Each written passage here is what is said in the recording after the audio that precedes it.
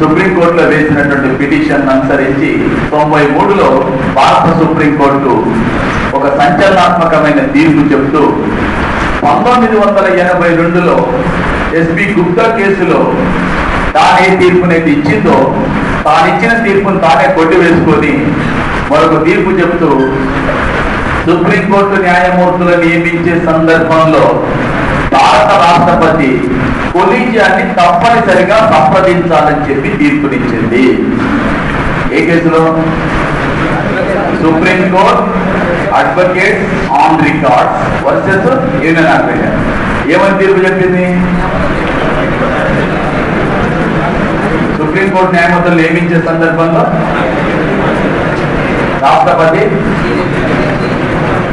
కొలీజియాన్ని తప్పనిసరిగా సంప్రదించాలని తీర్పు చెప్పింది. ఎవరు తీర్పు చెప్పింది? గతంలో ఏం తీర్పు చెప్పింది? సంప్రదించాల్సిన అవసరం లేదండి. ఇప్పుడు ఏం తీర్పు చెప్పింది? ఇలా తీర్పు చెప్పడాన్ని ఏమంటాము?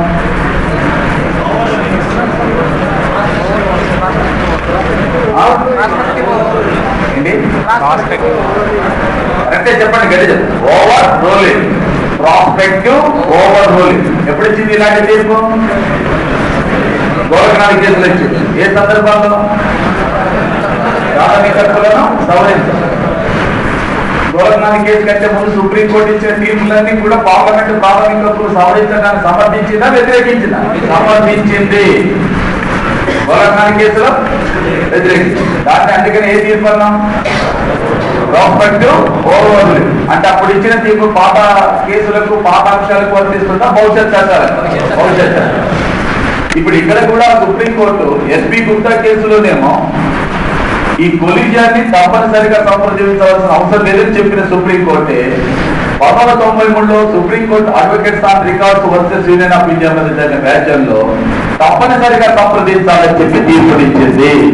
కాబట్టి దీన్ని మనం ఏమంటున్నాం? Prospective overruling. తర్వాత 1998లో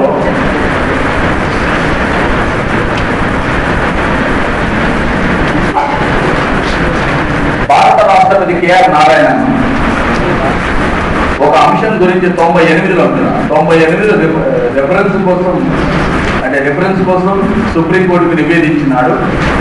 99లో భారత సుప్రీంకోర్టు 9 మంది న్యాయమూర్తులతో కూడుకున్నటువంటి ధర్మాసనం 9 మంది న్యాయమూర్తులతో కూడినటువంటి ధర్మాసనం ఈ అంశం పైన తీర్పు చెప్పడం జరిగింది. ఏమని తీర్పునిచ్చింది? ఎందుకని అసలు రాష్ట్రపతి ఏం కోరినాడు అంటే, మదన్ మోహన్ పూంచి లాంటి సుప్రీంకోర్టు న్యాయమూర్తులు సుప్రీంకోర్టులో న్యాయమూర్తుల నియామకం చేసే సందర్భంలో కొలీజియంగా ఏకపక్షంగా ఎవరిని న్యాయమూర్తులుగా నియమించాలో సూచిస్తూ ఓ లిస్టు తయారు చేసి రాష్ట్రపతికి పంపినారు. భారత రాష్ట్రపతికి సుప్రీంకోర్టు ప్రధాన న్యాయమూర్తి కొలీజియంగా పంపినటువంటి లిస్టుకు కేంద్ర మంత్రి మండలి సిఫార్సు చేసిన లిస్టుకు మధ్యన భిన్నాభిప్రాయాలు వచ్చినవి. ఈ భిన్నాభిప్రాయాలు ఎప్పుడైతే వచ్చినాయో అప్పుడు భారత రాష్ట్రపతి మరి కొలీజియం యొక్క ఆలోచన అనగా కొలీజియంని సంప్రదించాలని చెప్పినారు. బాగానే ఉంది. కానీ కొలీజియం అంటే సిజై ఒక్కడే కొలీజియమా, లేక వీరితో పాటు ఇంకెవరైనా ఉంటారా అని చెప్పి రాష్ట్రపతి కేఆర్ నారాయణ సుప్రీంకోర్టు యొక్క న్యాయ సలహా కోరినారు. భారత రాజ్యాంగం భారత రాష్ట్రపతికి సుప్రీంకోర్టు యొక్క న్యాయ సలహాను కోరేటటువంటి అవకాశం, అధికారాన్ని కల్పిస్తుంది. కోరటంతో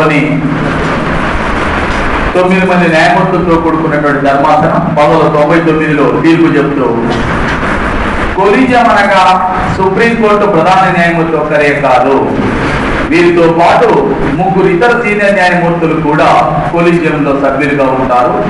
ఈ 4 కలిస్తేనే కొలీజియంగా పనిచేస్తుంది. 4 కలిసి చేసినటువంటి సిఫార్సునే కొలీజియం సిఫార్సుగా భావించాలి. కొలీజియం ఇచ్చిన సలహాను రాష్ట్రపతి తప్పనిసరిగా పాటించాలి. 1999లో భారత సుప్రీంకోర్టు ఇచ్చినటువంటి తీర్పు ప్రకారం కొలీజియం అనగా ప్రధాన న్యాయమూర్తితో పాటు 3 ఇతర న్యాయమూర్తులు ఉంటారు. వీరిచ్చినటువంటి సలహాని రాష్ట్రపతి తప్పనిసరిగా పాటించాలని చెప్పి సుప్రీంకోర్టు తీర్పు చెప్పింది. ఇది న్యాయమూర్తుల నియామకానికి సంబంధించి చరిత్రలో జరిగినటువంటి ప్రస్థానం. చరిత్రలో జరిగిన ప్రస్థానం అంటున్నాను. ఇక ఇప్పుడు రాబోయే మార్పు గురించి కూడా మీకు చెప్పాలి. రాబోయే మార్పు అంటున్నాను. రాబోయే మార్పు ఏంటంటే ఇటీవలి కాలంలో న్యాయమూర్తులు న్యాయ వ్యవస్థ యొక్క జోక్యం ఎక్కువ అవుతుందన్న కారణం చేత న్యాయమూర్తుల యొక్క నియామక సందర్భంగా కేంద్ర మంత్రి మండలి కార్యనిర్వాహక శాఖ ఇచ్చేటటువంటి సలహానుసరించి మాత్రమే నియమించాలి. అసలు సుప్రీంకోర్టు కొలీజియం యొక్క సలహాను పాటించాల్సిన అవసరం లేకుండా భారత పార్లమెంటులో ఒక బిల్లును ప్రవేశపెట్టనున్నారు. ఈ బిల్లు ఖచ్చితంగా ఆమోదించబడుతుంది. ఎందుకంటే అద్వానీ లాంటి ప్రతిపక్ష నాయకుడు కూడా ఈ బిల్లును సమర్థిస్తున్నాడు. కాబట్టి ప్రభుత్వంలో అధికారంలో ఉండేటటువంటి పక్షం దాన్నే కోరుకుంటుంది, ప్రతిపక్షం కూడా దాన్నే సమర్థిస్తుంది. కాబట్టి రాబోయే కాలంలో సుప్రీంకోర్టు యొక్క ప్రధాన న్యాయమూర్తి నేతృత్వంలో ఉన్నటువంటి కొలీజియం ఇచ్చేటటువంటి సలహాను పాటించాల్సిన అవసరం లేకుండానే కేవలం కేంద్ర కేబినెట్ యొక్క సలహాను అనుసరించి మాత్రమే రాష్ట్రపతి సుప్రీంకోర్టు న్యాయమూర్తులను నియమించబోతున్నాడు. బిల్లు తయారైంది, పార్లమెంట్ లో కూడా ప్రవేశపెట్టబోతున్నారు. కాబట్టి మీకు ఒక ముందుగా ఆలోచన ఉండటం కోసమే రైట్. ఇది నియామకానికి సంబంధించినటువంటి అంశం. మరి ఇలా నియమించేటప్పుడు ఈ కేసులు ఉన్నాయని ఒకసారి చూడండి. అంత బాగా చెప్పాల్సింది ఏం లేదు, లేవు అంటే నేను చెప్పాను.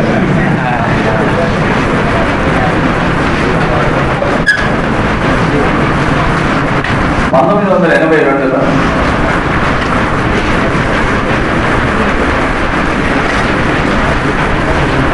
ఎస్పీ గుప్తా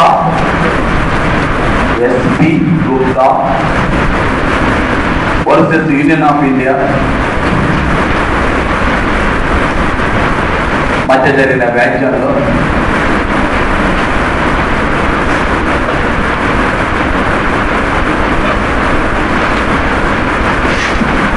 భారత సుప్రీంకోర్టు తీర్పునిస్తూ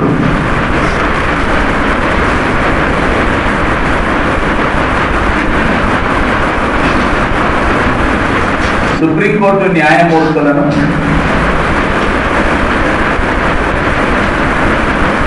నియమించే సందర్భంలో రాష్ట్రపతి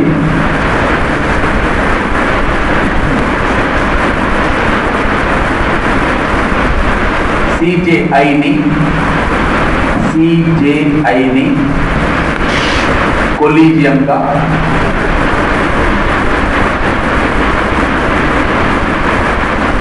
తప్పనిసరిగా సంప్రదించవలసిన అవసరం లేదని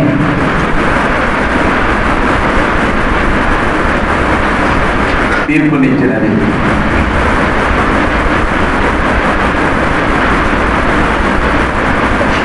నెక్స్ట్ దాన్ని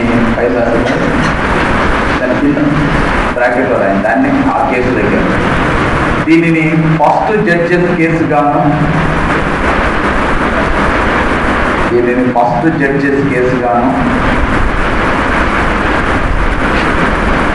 అదేవిధంగా judges transfer కేసుగాను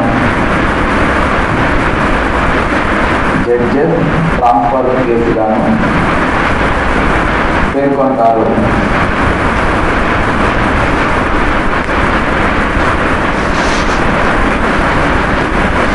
next 1993లో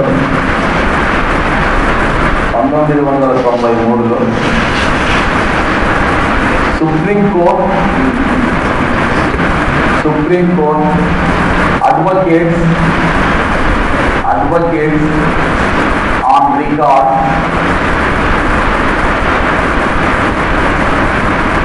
versus union of India మధ్య జరిగిన వ్యాజ్యంలో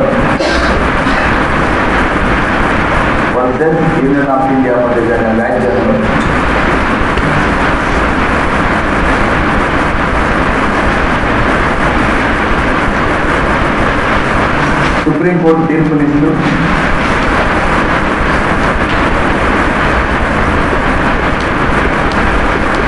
గతంలో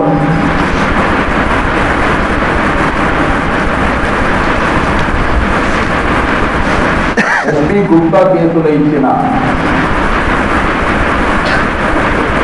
గుప్తా కేసులో ఇచ్చిన తీర్పును కొట్టివేస్తూ ఇప్పుడు చెప్పేది మొత్తం అందనే అంటే ఇప్పుడు చెప్పబోయేది సుప్రీంకోర్టు న్యాయమూర్తులను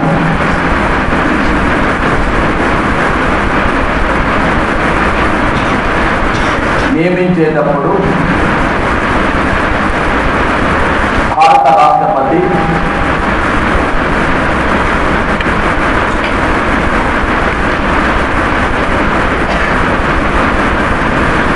సిజేఐ నేతృత్వంలోని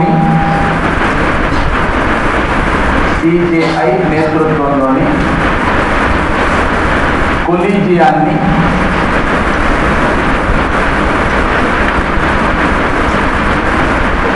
తప్పనిసరిగా సంప్రదించాలని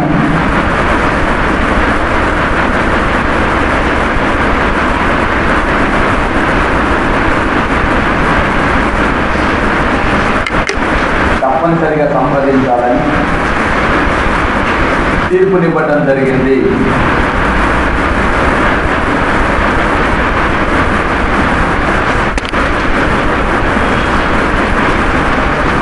నెక్స్ట్ 1998లో రాష్ట్రపతి కేఆర్ నారాయణ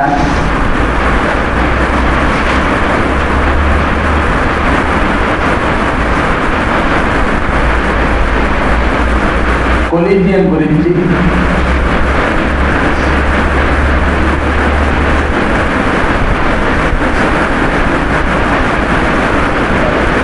సుప్రీంకోర్టు న్యాయ సలహాను కోరినప్పుడు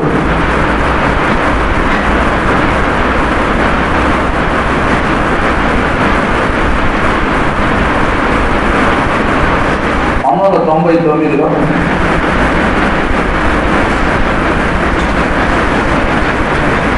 సుప్రీంకోర్టు 9 మంది న్యాయమూర్తులతో కూడిన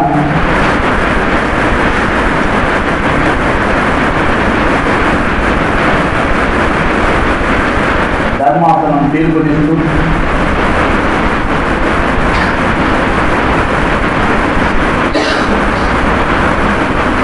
కొలీజియం అనగా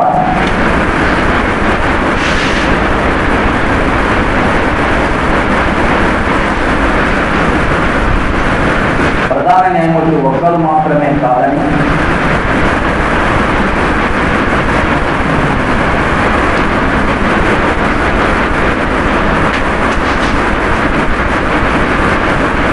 వారితో పాటు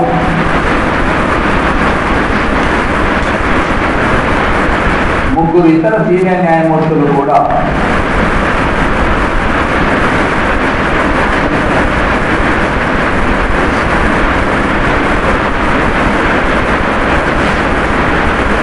కొలీజియంలో భాగస్వాములని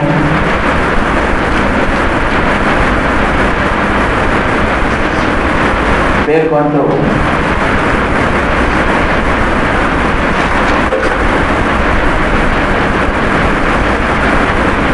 కొలీజియం ఇచ్చిన సలహాను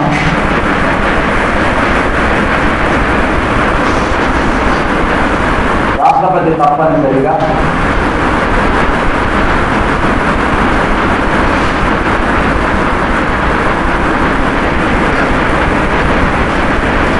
పాటించాలని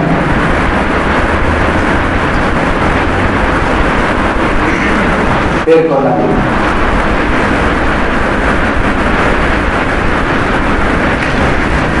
ఓకే, చాలా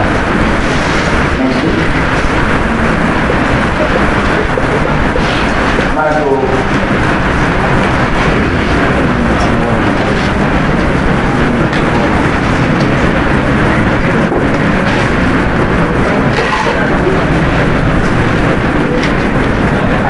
పరిగెత్తుకుంటుందిగా బస్సు వెళ్ళిపోతుంది.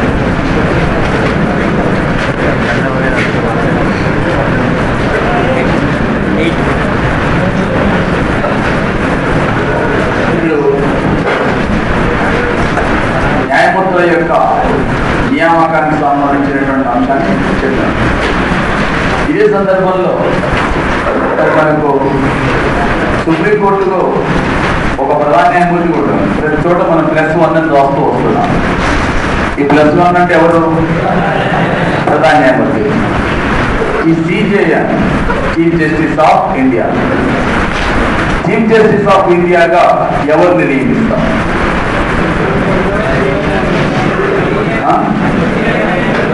అంటే సుప్రీంకోర్టులో సీనియర్ న్యాయమూర్తి నియమిస్తాం, అంతేనా? ఈ సీనియర్ న్యాయమూర్తిని నియమించడం అనేది కంపల్సరా? కంపల్సరీ కాదా? కాదు సార్. కంపల్సరీ కాదు. మరి కంపల్సరీ కాకపోతే ఇప్పటి వరకు నియమించిన న్యాయమూర్తులలో 98%, 99% అలాగే ఎందుకు నియమించినారు? సీనియర్ న్యాయమూర్తి నియమించడం కేవలం సాంప్రదాయం మాత్రమే, అంతేనా? మీరు అనేది రూల్ కాదు. ఇప్పటి వరకు భారత సుప్రీంకోర్టులో 39 మంది ప్రధాన న్యాయమూర్తులు పనిచేసినారు. 39 మంది ప్రధాన న్యాయమూర్తులు CJIగా పనిచేసినారు. వీరిలో 37 మంది సీనియారిటీని బట్టే నియామకం చేయబడినారు. ఓకే, మరి సీనియారిటీని ఇది రూల్ కాదు, సాంప్రదాయం మాత్రమే అంటున్నాం. వాస్తవానికి భారత రాజ్యాంగంలో పాటించబడే సాంప్రదాయాలలో ఇది కూడా ఒకటి. సీనియర్ న్యాయమూర్తి నియమించారు. సీనియారిటీని పక్కకు పెట్టి ఎప్పుడు నియమింపబడింది అంటే 1973లో కేశవానంద భారతి కేసులో సుప్రీంకోర్టు తీర్పు చెప్పిన తర్వాత, సుప్రీంకోర్టు తీర్పు ఈరోజు మధ్యాహ్నం చెప్పినారు, మరుసటి రోజు సాయంత్రం SL సిక్రీ రిటైర్ కావడం జరిగింది. ఈరోజు మధ్యాహ్నం తీర్పు చెప్పినాడు, మరుసటి రోజు సాయంత్రం సిక్రీ రిటైర్ అయినాడు. అంటే పదవి విరమణ చేసినాడు ప్రధాన న్యాయమూర్తిగా. అంటే కేశవానంద భారతి కేసులో సుప్రీంకోర్టు తీర్పు చెప్పినప్పుడు ప్రధాన న్యాయమూర్తి ఎవరు? కేశవానంద. ఎవరు? Justice SM Sikri. రిటైర్ అయిన తర్వాత మరి ప్రధాన న్యాయమూర్తి నియామకం చేయాలి. ఎవరు చేయాలి ప్రధాన న్యాయమూర్తి అంటే? JM Shelar, KS Hegde,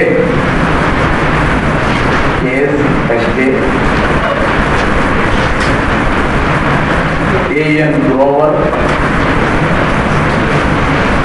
AN Ray. ఇది seniority list. Shelat, Hegde, Grover, AN Ray. So ప్రధాన న్యాయమూర్తి ఎవరు కావాలి ఇప్పుడు?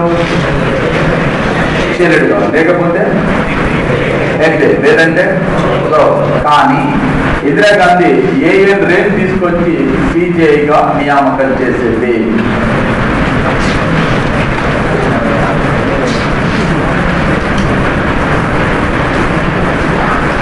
ఇందిరాగాంధీని తీసుకొచ్చి నియామకం చేసింది అంటే మీకు ఐడియా ఉండాల్సింది ఏంటంటే,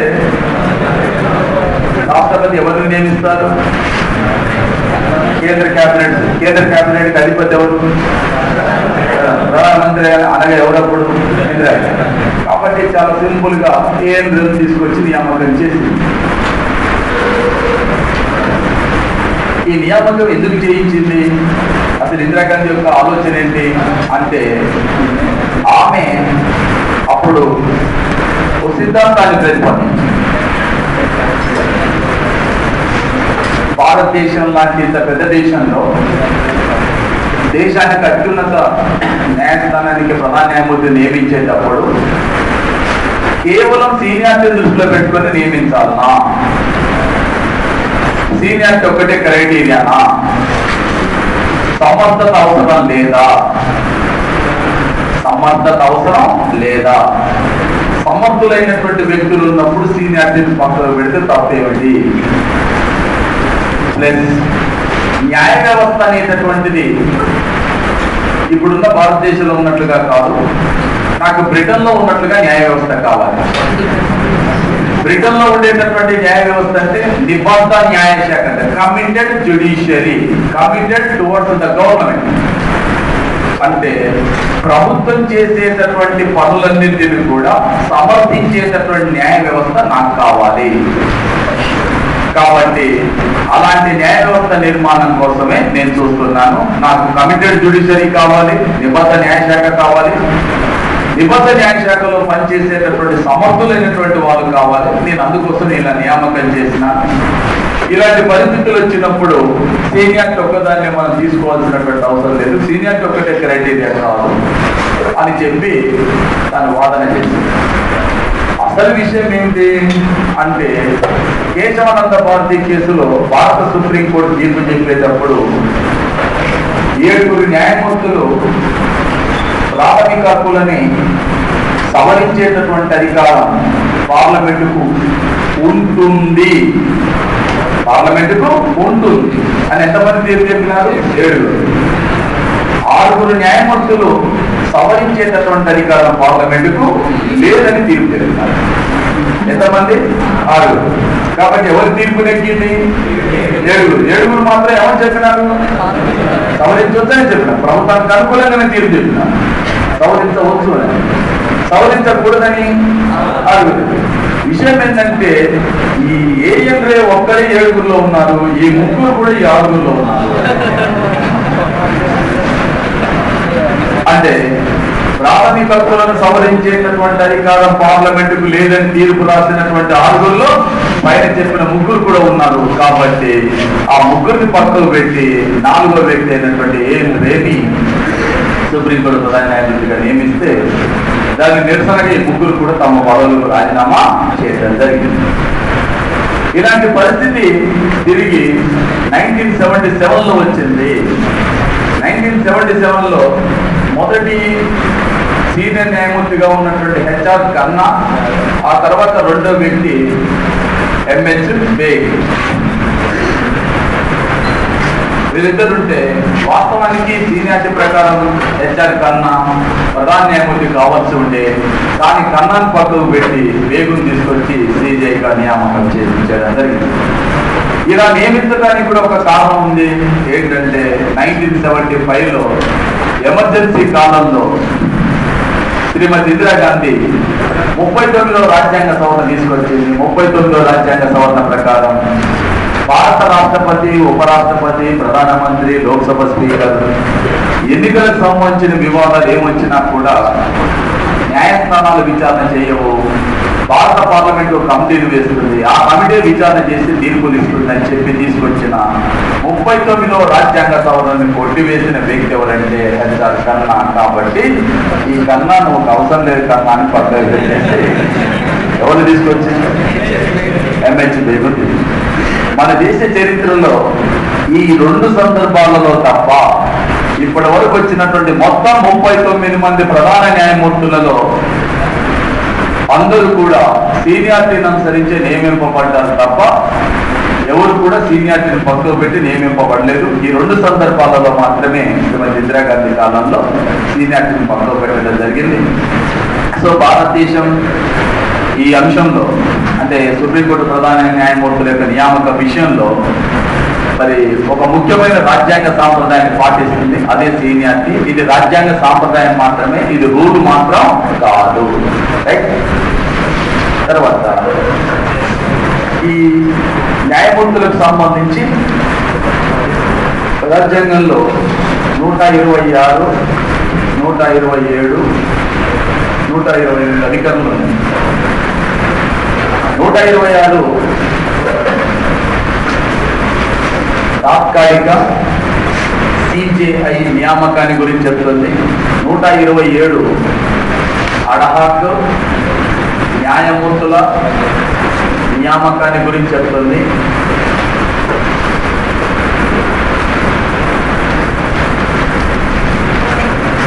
కాగా 128 రిటైర్ అయిన న్యాయమూర్తులను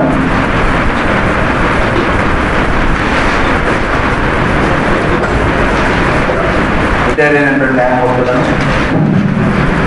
న్యాయస్థానానికి హాజరై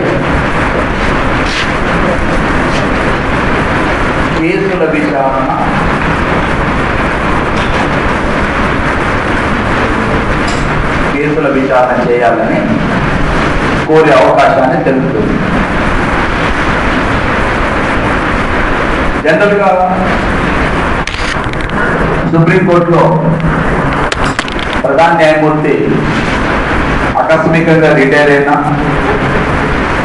లేక చనిపోయినా ఏదైనా కారణం చేత పదవి ఖాళీ ఏర్పడితే ఒక అడహాకు ప్రధాన న్యాయమూర్తి నియామకం చేసే అధికారం రాష్ట్రపతికి ఉంటుంది.